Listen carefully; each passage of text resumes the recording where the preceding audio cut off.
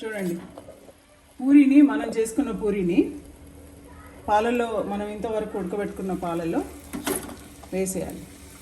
వేసిన తర్వాత రెండు వైపులా ఒక 2 నిమిషాలు ఉంచాలి. ఇది చాలామంది పిల్లలు పాలు తాగడానికి ఇష్టపడరు, లేదా వాళ్ళకి పాలంటే నచ్చని పరిస్థితుల్లో ఈ పూరీని వేసినట్టయితే కనుక పాలతో పాటు సంబంధించిన పోషకాలు కూడా అందుతాయి.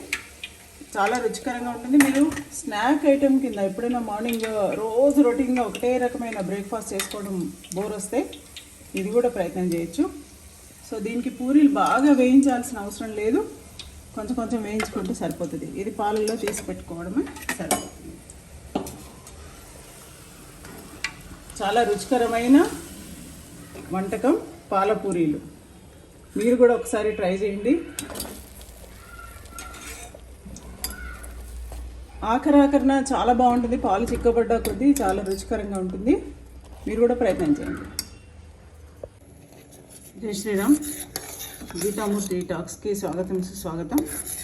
నేను మీకు ఈరోజు చాలా బలవర్ధకమైన రుచికరమైన వంటకం చూపిస్తున్నాను.